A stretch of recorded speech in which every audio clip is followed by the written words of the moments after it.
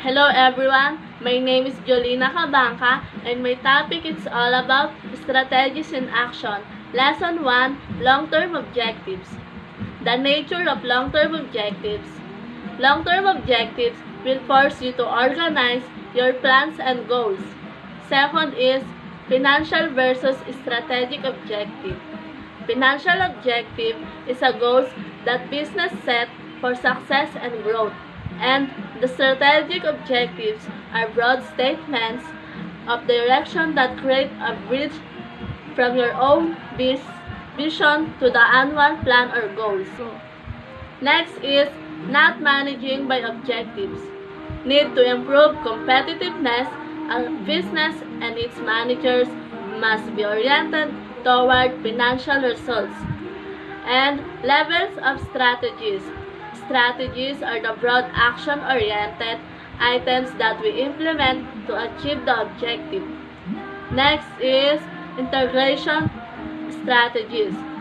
Integration strategies consist of incorporating the strategies of a corporation business units to share resources and provide greater return on investment for the organization as a whole. Last is forward integration. Forward integration is a form of vertical integration in which company moves further in the direction of controlling the distribution of its products and services. Thank you for listening.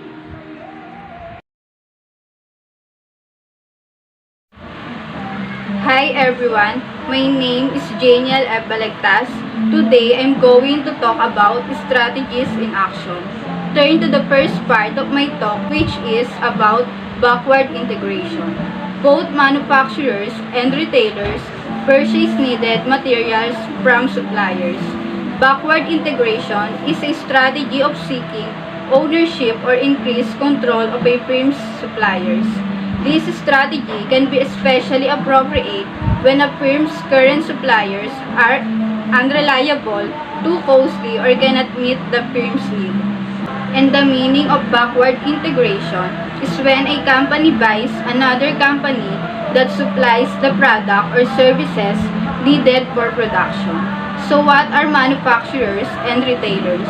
A manufacturer is a person or company that produces finished goods from raw materials by using various tools, equipment, and processes, and then sells the goods to consumers, wholesalers, distribution, and retailers, or to other manufacturers for the production of more complex goods. While a retailer is a person or business that you purchase goods from, retailers typically don't manufacture their own items. They purchase goods from a manufacturer or a wholesaler and sell these goods to consumers in small quantities. So, there are 7 guidelines for when backward integration may be an especially effective strategy are: first, when an organization's present suppliers are especially expensive or unreliable, or incapable of meeting the firm's needs for parts, components, assemblies, or raw materials. Second, when the number of suppliers is small and the number of competitors is large. Third, when an organization competes in an industry that is growing rapidly. This is a factor because integrative types strategies is forward, backward, and horizontal reduce an organization's ability to diversify in a declining industry. 4. When an organization has both capital and human resources to manage the new business of supplying its own raw material. 5. When the advantages of stable prices are particularly important. This is a factor because an organization can stabilize the cost of its raw materials and associated price of its products through backward integration. 6. When present supplies have high profit margins, which suggests that the business of supplying products or services in the given industry is a worthwhile venture. And last, when an organization needs to quickly acquire a needed resource. So, let's move to the next part, which is horizontal integration. Horizontal integration refers to a strategy of seeking ownership or increased control over a firm's competitors. One of the most significant strengths in strategic management today is the increased use of horizontal integration as a growth strategy. In other words, horizontal integration when a company wishes to go through horizontal integration. Let's turn to the next part, which is intensive strategies. Market penetration, market development, and product development are sometimes referred to as intensive strategies because they require intensive efforts if a firm's competitive position with existing product is to improve. So, these strategies are implemented when a company wants to expand its market reach or its product lines. Such strategies require intensive effort so as to improve the competitive position of the company with the existing or new products. Now, I want to describe market penetration. A market penetration strategy seeks to increase market share for present products or services in present markets through greater marketing efforts. This strategy is widely used alone and in combination with other strategies.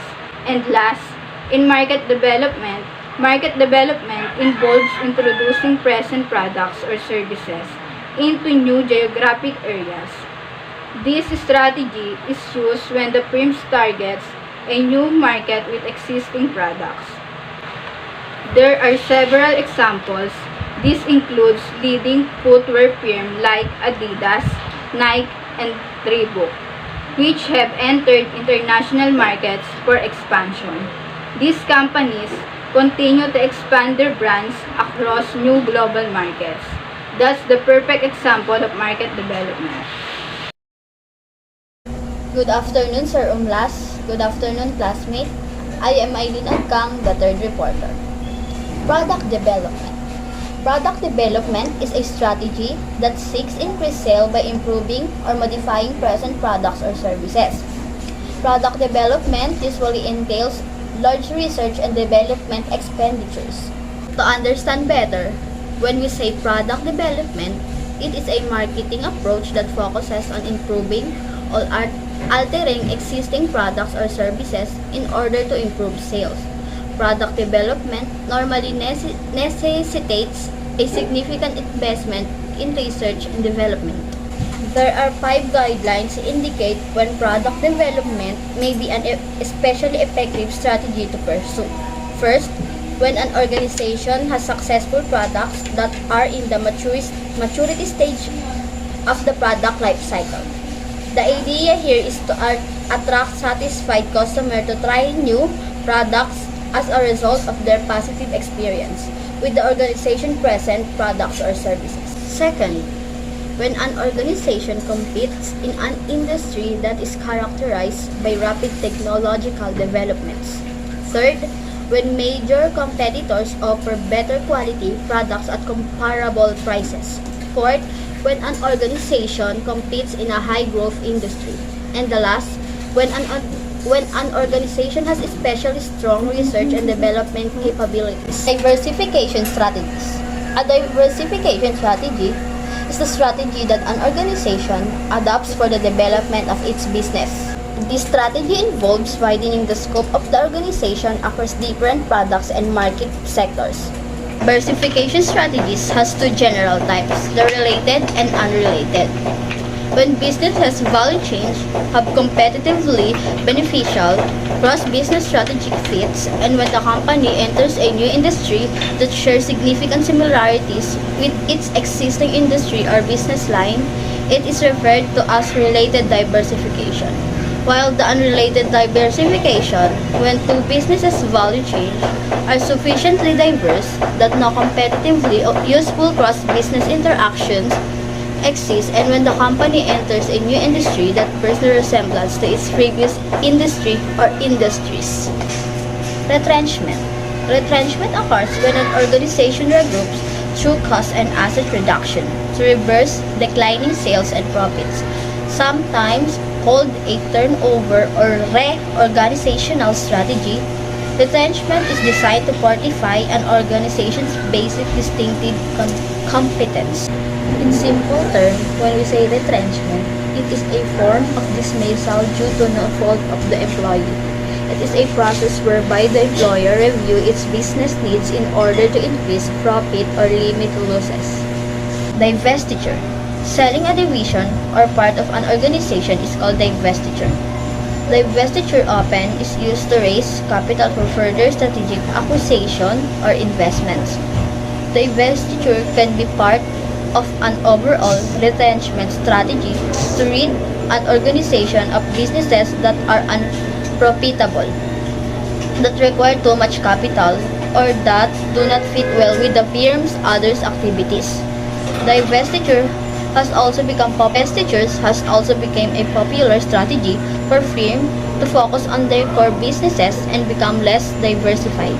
To understand better, when we say divestiture, it is the partial or full disposal of a business unit through sale, exchange, closure, or bankruptcy.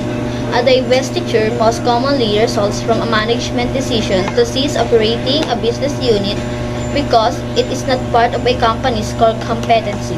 Liquidation. Selling all of a company's asset in parts for their tangible worth is called liquidation. Liquidation is a recognition of defeat and consequently can be an emotional difficult strategy. Other meaning of liquidation is it entails the closing of a business through sale of all its assets.